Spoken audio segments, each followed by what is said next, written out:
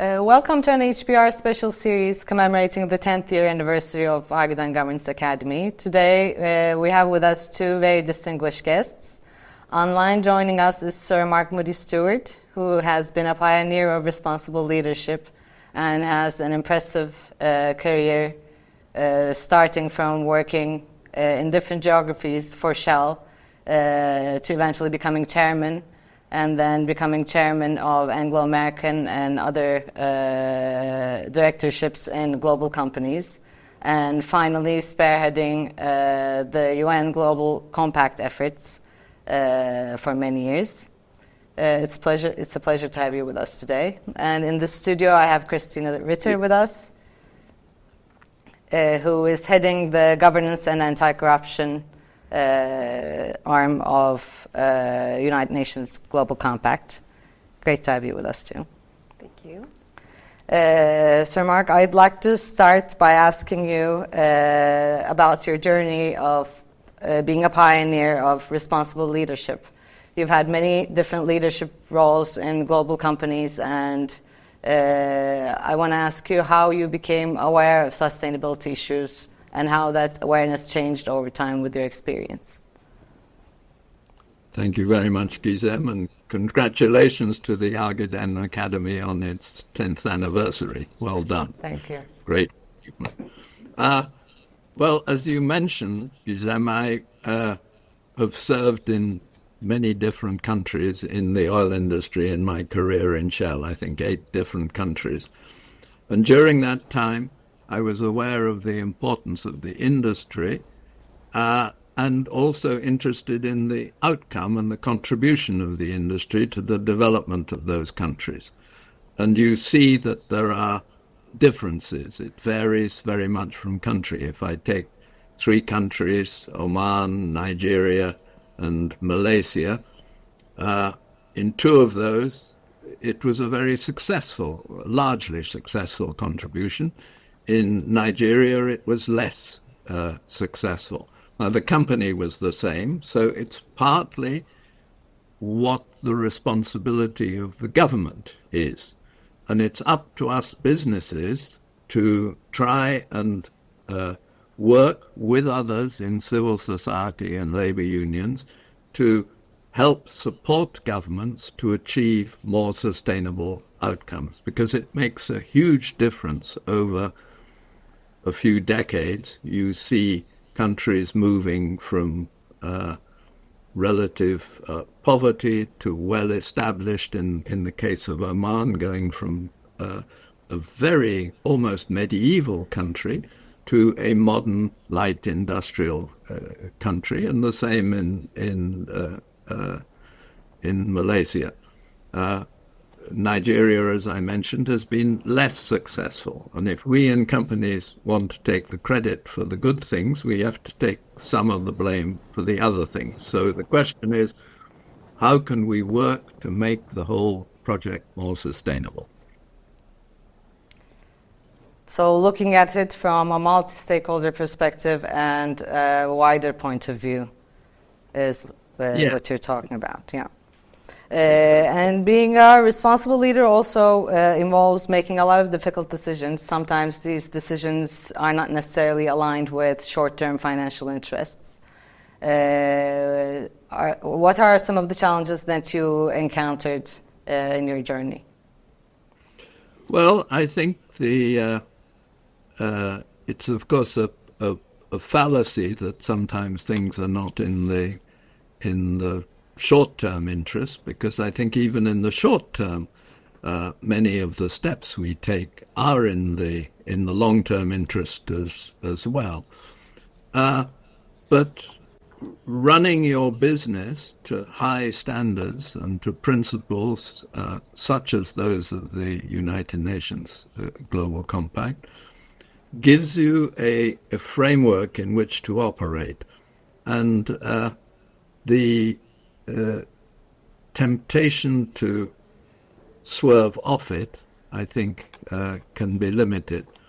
I give you an example. When I operated in Nigeria in the 80s in a period of military government, we very often had long delays in obtaining work permits for people. And some of my colleagues said, well, look at some of our competitors. They simply make a small payment to a government official and the problem is solved. The response to that was, well, we cannot do it that way.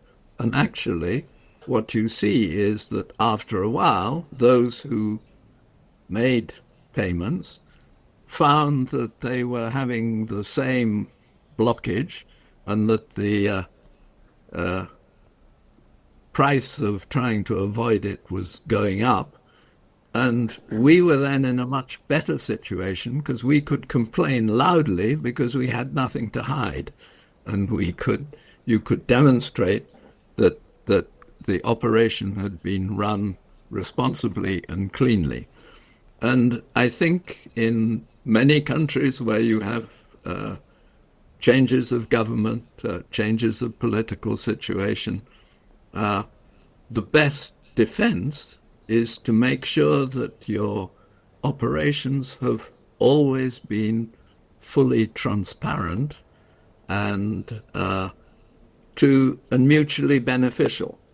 And provided you've done that, there's no reason for an incoming change of government or regime to find fault with what went on before. So you have a firm ground on which to stand and on which to project your arguments. And this is extremely important, I think.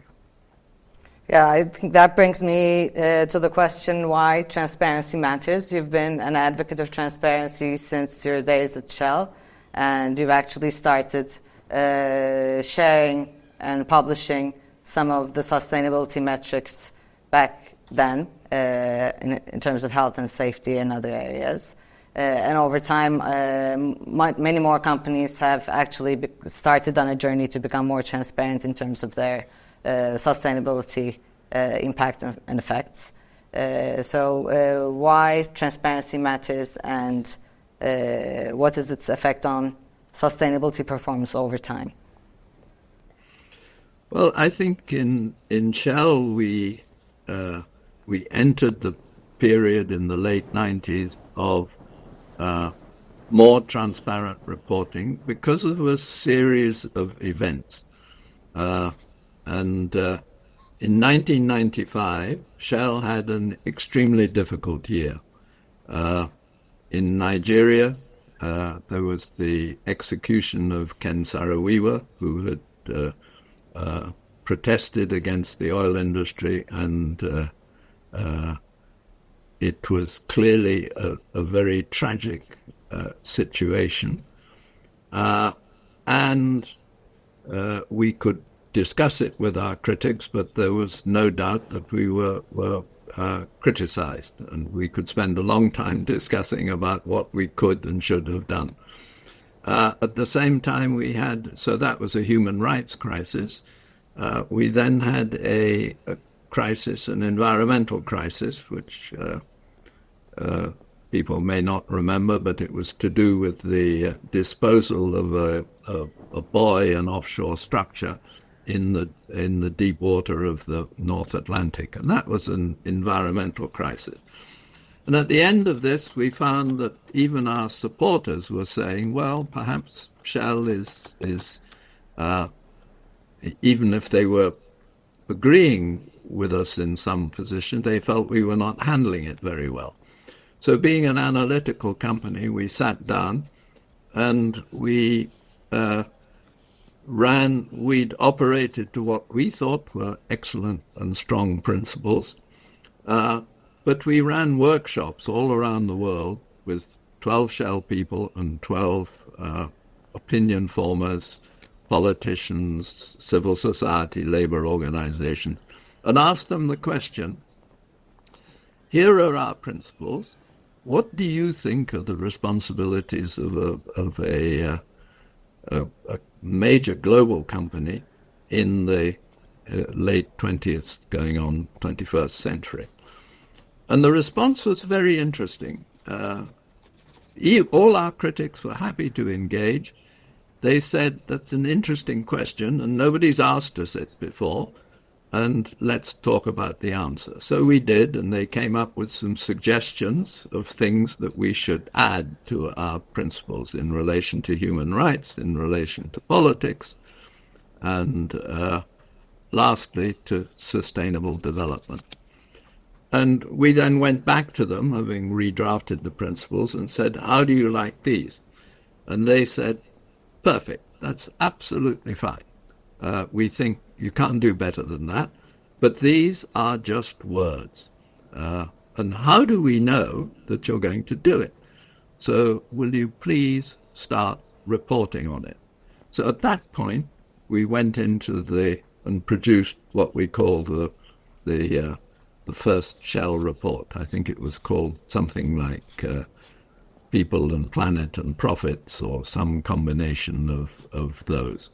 And we tried to be transparent and illustrate, give examples of what we were doing in relation to our stated principles, and publish these so that people outside could hold us to account and say, yeah, you're doing quite well there, but how about a bit more here, and so on. So that was, and initially you mentioned safety statistics. I remember before that exercise talking about publishing our safety statistics.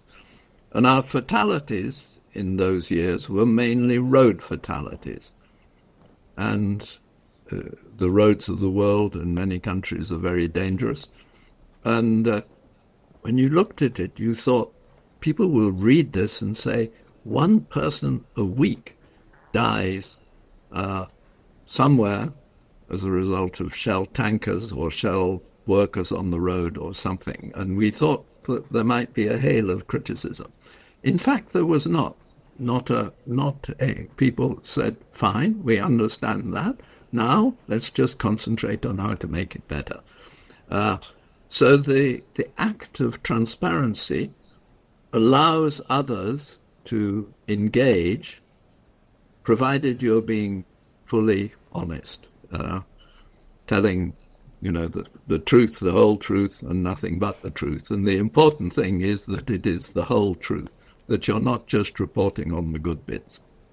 So transparency has been, and is, I think, extremely important, particularly if you're going to work with others.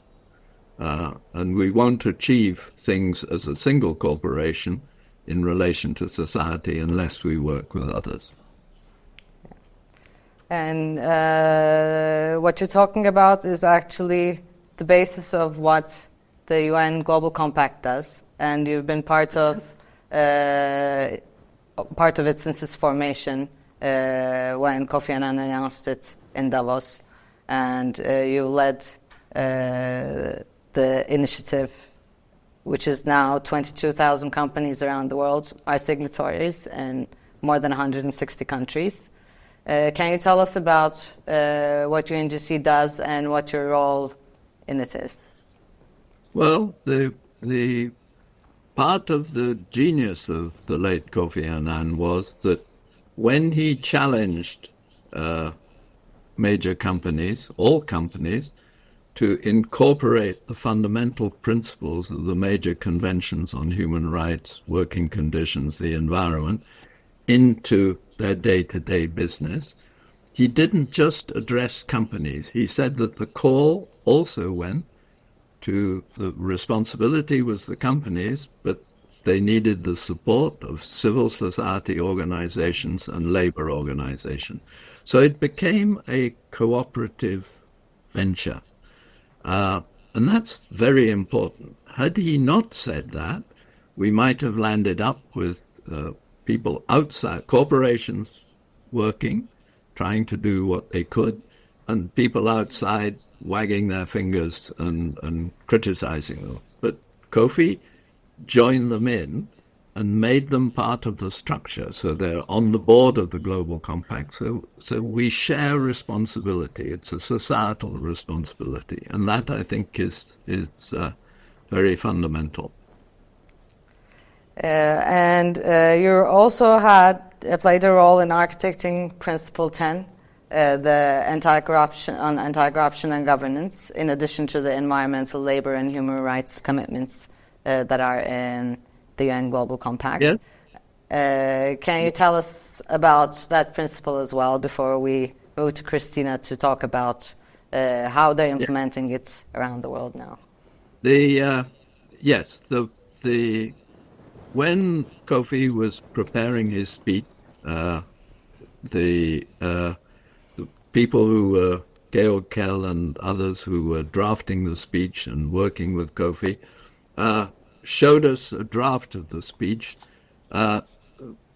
Us and many other 30 or 40 other countries to say, if the Secretary General says this, will you stand up and say, yes, we're on for it? So we saw a draft of the speech, and the draft included a reference to corruption. When the speech was actually delivered, that reference had dropped out.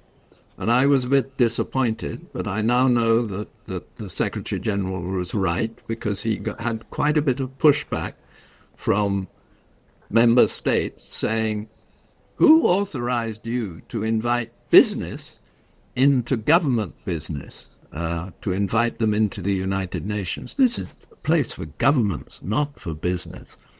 And he was able to say, well, you authorized me because you signed these conventions, and all I'm asking them to do is help us support those conventions. And at that time, of course, there was not a convention on corruption. Subsequently, due to a lot of hard work by Peter Eigen and Transparency International and others, the UN Convention Against Corruption was signed in 2003, and then we worked to add the 10th principle. Then we had another issue because many companies said, listen, we signed up to 9 principles, now you're adding a 10th, and that's not fair because, we could be in a situation, maybe we don't want to sign up to it, but, to refuse to sign up to it is very difficult. So we said, look, this is a UN convention, and 10 principles should be enough because we have these 4 major conventions now, which cover more or less everything. And so we have resisted since then, and I was on the board for many years, adding, there were always suggestions, shouldn't we have a principle on climate change? Well, climate change is part of the environment, so let's look at the principles of the environment, the principles relating to the environment, and put it in there.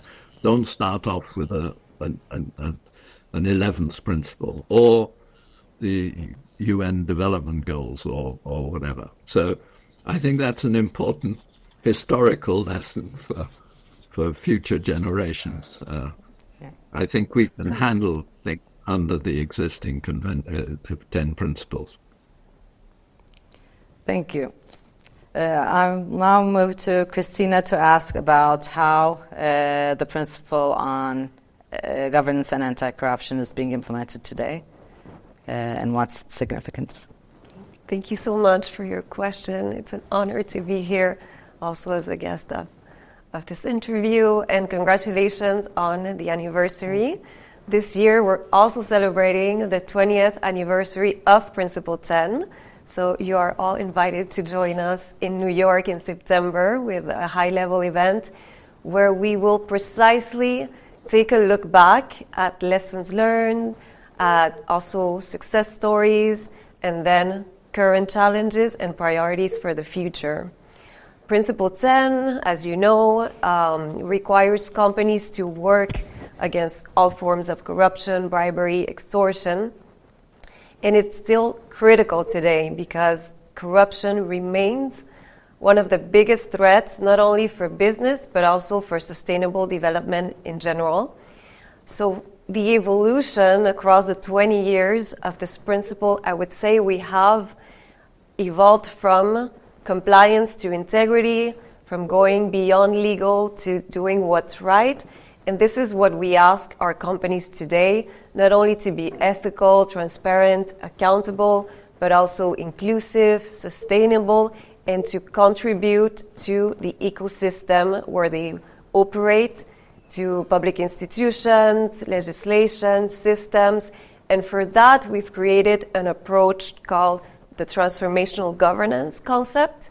And transformational governance, I would best describe it as a fusion between corporate governance, sustainable governance, and global governance.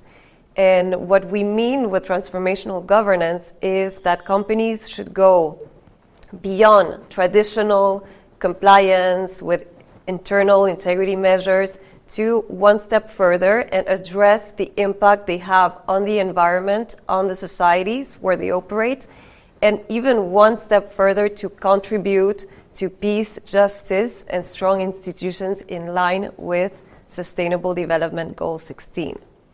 And how does the Global Compact collaborate with companies to pursue this mission?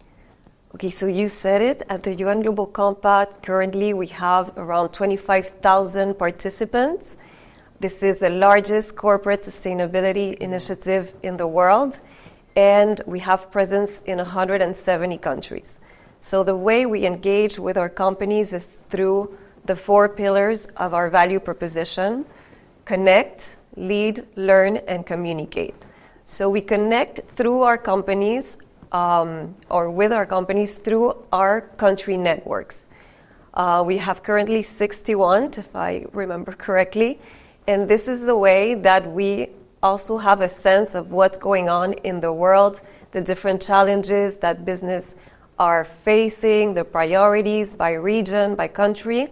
And then we have, of course, events where we connect with them, we will enable them to connect among themselves. So this at the regional, at the national, and at the global level. At the global level, we have the leadership. This is our flagship event that takes place every year. And this is, once again, another opportunity we have to convene companies and hear from them what are the challenges and the priorities in the field of governance and anti-corruption. With these priorities, we lead, which is a second pillar. We know the priorities, we set an agenda, a global business integrity agenda, so we can, with all our partners, focus our efforts on those specific priorities. And at the same time, we create spaces for thought leadership to seek innovative solutions. We do this through Think Labs, for example. This is one of our delivery channels, when companies come together, around 25 companies, to discuss a specific topic and then come up with guidelines, standards. And when we have that, we go to the third pillar, which is learn. We turn these guidelines and these standards into capacity building materials or activities. And for that we have deep dives, which are webinars. We have e-learning modules. We have accelerators, which are train-of-trainer programs in our academy, to help our companies make progress toward the 10 principles. And that progress is then communicated. This is our fourth pillar, and this is how we hold our companies accountable somehow, because they have to report every year publicly on their progress advancing the 10 principles. And this data is collected by us. Right now we are digitalizing the process so we can have data from sectors, regions, size of the companies, and with that data make evidence-based decisions that will serve to program our activities, our work. And again, we come full circle because through this programming efforts, we connect again with our companies. So this is the dynamic. To give you a specific example, in the case of our portfolio, governance and anti-corruption, we created last year a Think Lab where 20 companies came together from all over the world to discuss how to operationalize this approach of transformational governance that I mentioned, and also to explore the role of chief legal officers in the ESG landscape. So after a year of consultations and coming together, a transformational governance corporate toolkit was created, and this is the Learn pillar, where now we offer to companies all over the world to use that toolkit, which includes a self-assessment tool, to see where they are in their transformational governance journey, and to receive guidance, guidelines, resources to make progress, as well as workshops, of course, and trainings that we deliver at the national and regional level. So this very is how comprehensive. And what are some of the challenges that you see businesses encounter in terms of fighting with corruption? Okay, the challenges, I would say, could be internal, could be external, depending on the question. Internally, a challenge when you combat corruption as a company, especially an SME, could be the limited resources, the lack of capacity or knowledge to implement effectively an anti-corruption compliance program, for example. So we'll help them overcome that through capacity building in this case. But if you ask about the specific corruption challenges that they face in their businesses, I think that will depend significantly from region to region, or also, well, of the sector, the countries. They face different challenges, but in many countries, they still face daily challenges of corruption in their operations, such as requirements of bribes to get their permit to operate, to release merchandise from customs, to participate in a public bid, or even to get paid after they delivered a service or a product to the government. So we help them overcome that through collective action.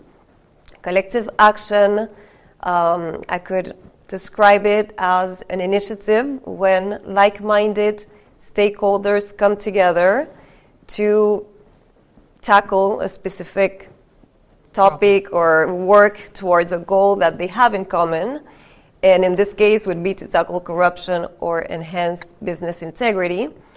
And so collective action has many faces, types, and shapes. It could be within the private sector, or it can extend to civil society, academia, and the public sector working together. It could also be limited to an industry, or to a sector, or to an entire country. So in the UN Global Compact, we have over 15 years of experience developing collective action initiatives all over the world. And so recently we published the Anti-Corruption Collective Action Playbook, which provides the specific methodology step by step to design and implement a collective action initiative. We are working right now with around 20 country networks funded by the Siemens Integrity Initiative. And one of the first steps in collective action is precisely to determine what are those challenges of corruption that we want to tackle, that we want to harness the power of joining forces to tackle. And so to give you specific examples of what we're doing, in Kenya, our Global Compact Network has partnered with the Anti-Corruption Authority to bring the voice of business, of private sector, to the national integrity policy, for example, to the development of the Anti-Bribery Act and its regulations and its model procedures. And today, even they use all of those as basis for trainings, specifically for SMEs, to get this knowledge to implement integrity measures in their operations. We have Ukraine, for example. Our Global Compact Network in Ukraine has done tremendous work in very difficult conditions to promote and enhance transparency and accountability in the middle of war. So it has received international recognitions for its efforts, and today our Global Compact Network is the host of the Ukraine Recovery Conference Business Compact, which has been signed by over 600 companies that have committed to invest in Ukraine under the principles of integrity, sustainability, transparency, to build back better. And finally, maybe I can mention one more, which is Brazil, one of our largest global compact networks in the world, which is an international referent of collective action initiatives with many under their belts. So to give you an idea of the level they have reached, they have a permanent seat at the National Transparency Council of their country, and they have been required by the OECD to monitor the OECD Anti-Bribery Convention. So when we join forces, that is the level and the impact that we can reach through collective action. And very different stories from different local networks as well. One other topic that's becoming important is transparency in the supply chain. And this is one of the areas also that companies have the most difficulty with. Any actions you take at the UN Global Compact to support companies in terms of achieving good governance and anti-corruption in their supply chains? Yes, so in the supply chain, we do have a publication on that specific topic, which provides guidance on certain action strategies that they can take. Also through collective action, we work with SMEs in many countries to provide that support.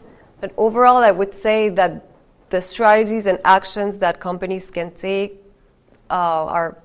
they should start with a risk management approach, definitely, because you need to take a look at your supply chain.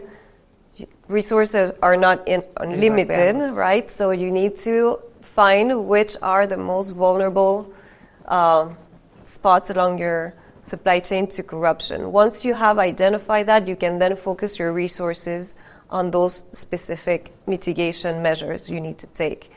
Due diligence, of course, is what we would advise in this place. Before you even start the relationship with a potential business partner, supplier, or vendor, you need to take a look at who you're working with and maybe check for its reputation, past corruption incidents. You can also look for its legal constituency, its ownership structure. All of those things will give you an idea. Maybe that company is part of a voluntary initiative or has made public commitments to anti-corruption. These are things you can take into consideration. Number 3, I would say you need to communicate also what you are doing, what your code of conduct or ethics, values, and anti-corruption programs are to your vendors. You can make them sign maybe an anti-corruption clause in the contract of the business relation, and you need to monitor the relationship. Not only due diligence before you enter, but monitor what's going on, record keeping, do processes that you need to have in place during the entire relation. And then you can also use maybe incentives and sanctions with your suppliers. So incentives, maybe they can access trainings on business integrity that they would be interesting that you normally give to your employees, but that could be an incentive, or they can become a preferred vendor, have that status. And sanctions would be, I guess, termination of the contract would be number 1, but also excluding maybe from some business opportunities would be also a way to motivate integrity and to... So many varied levers. Exactly. Yeah. And finally, looking ahead, you said this year is the 20th year of Principle 10, and I'm sure it's going to provide ground for reflection. What are the priorities going forward? Okay, so our priorities are basically to bring the voice of the private sector to those places where decisions are made. So to really give them that space of dialogue with governments, public sectors, and other stakeholders to be that bridge for us. That's our main mandate and goal, is to provide those spaces so that we make sure that the challenges that they're facing are heard and are addressed by governments, and that we can set with them a global business integrity agenda. So, for example, recently, what we've done last year at our Leaders Summit, we developed a call to action from business to governments, and we asked them, okay, tell us what are the 5 key priorities in your wish list that you would want governments to address in terms of governance and anti-corruption. So they gave us 5 points. The first was incentives for business integrity. Second was to see more corporate sustainability criteria in government decision-making processes. Third was to harness the power of collective action to seek, more inclusive solutions. Number 4 was AI governance, the use of technology and artificial intelligence to also manage corruption risks. And number 5 was ethical leadership and education. So, okay, we had our 5 top wishes from the business, and we thought, where do we bring this for governments to listen to us and to do something about it? So there's a conference, the Conference of the State Parties to the UN Convention Against Corruption, that takes place every 2 years. A lot of people have heard about the climate COP, but this is the anti-corruption COP that is not so renowned. But yes, it takes place every 2 years, and this is a place where countries all over the world come together and make decisions on the priorities and commitments in terms of governance and anti-corruption. So our last COSP took place in December in Atlanta. We took the call to action there for governments to assess. But not only that, we also wanted to have a presence in that forum, to have a private sector forum inside the conference, and we co-hosted that with the UN Office on Drugs and Crime. And it was the first time in history where private sector was present. We had over 300 companies there talking about the challenges and priorities with the government, civil society, and other actors. And something wonderful happened. Countries or governments there, they adopted a resolution that recognized both our call to action that ended up being signed by companies from 91 countries around the world, and they also recognized the private sector forum, and they adopted the commitment of developing and implementing incentives for business integrity across the world back in their countries.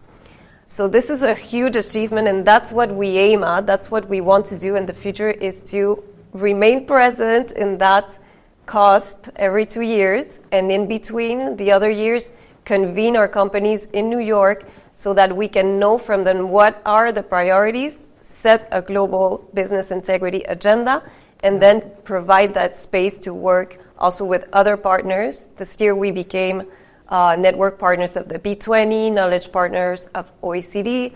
So we work with the World Bank, with WEF, with UNODC, with all the partners, focusing our efforts, coordinating, not duplicating efforts to try to have a same vision and mission. And well, in terms of topics, the 5 that I mentioned are the hottest ones right now. Once that resolution is adopted, our next priority is to translate it into reality at the national level. So to take those global resolution and big commitments, but then to lend that at the national level into practice. And for that, we provide, again, guidance.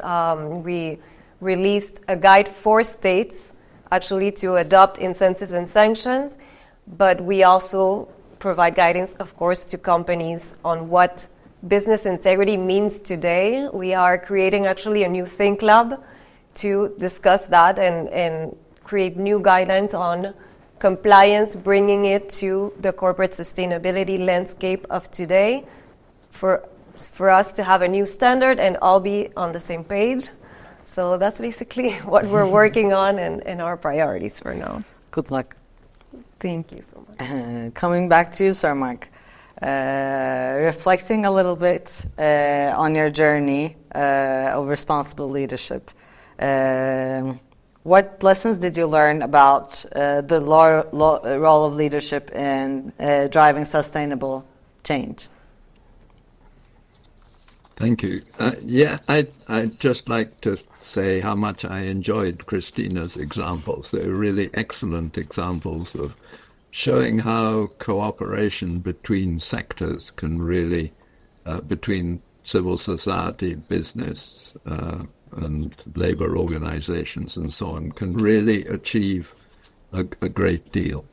And the example she gave from corruption, I think, where sometimes in a coalition, a civil society can play a role where business is having difficulty dealing with government and is being pressed by a particular ministry or department to make improper payments, where it's difficult to complain, otherwise you might get penalized.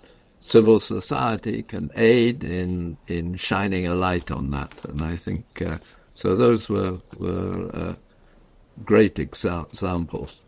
In terms of leadership, I think the critical thing is to make sure that people in your organization are listening to others, not just in the organization, but outside the organization.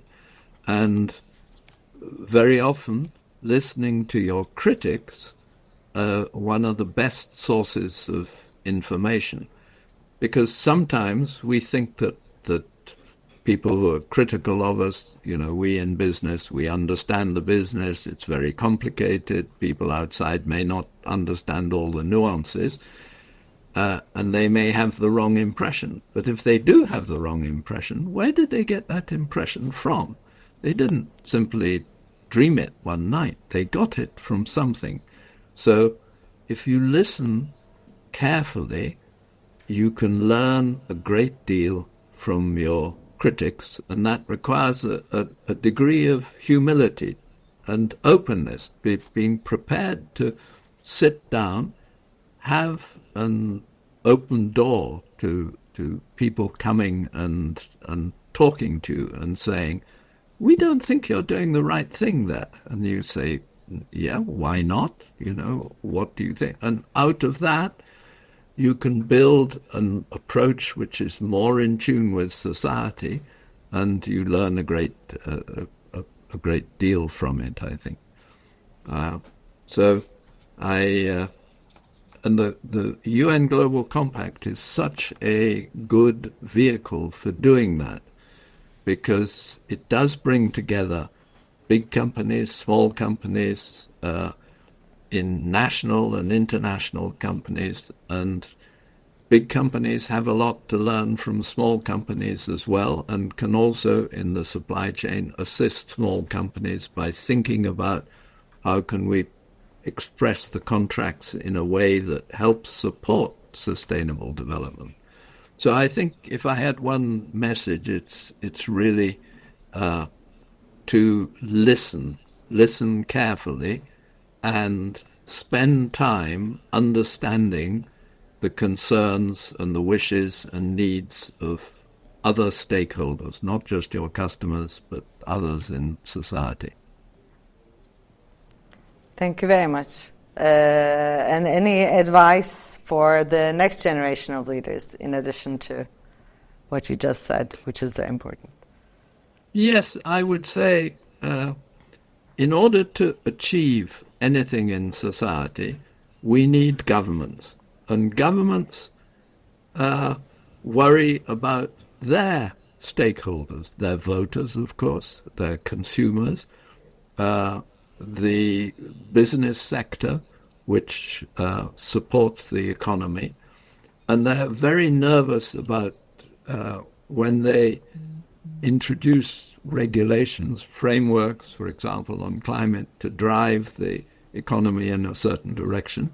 They're very concerned that, we in business don't use what I'm afraid is a common defense of business. If we do that, we'll lose competitiveness in relation to other parts of the world, or that consumers, society, will say it's going to drive the cost of living up. So if through coalitions we can get together to agree what's needed and what we support, that we can support governments in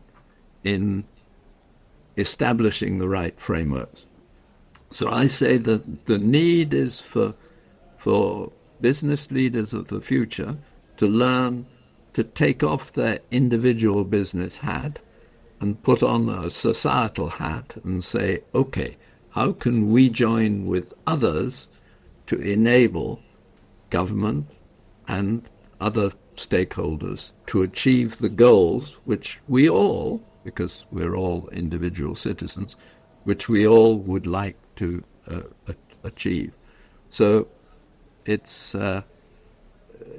you can sit down and look at an issue from a societal point of view, and when you've worked with others from what the societal goal should be, then you can put your own business hat back on and say, okay, within that framework, what would my particular role be?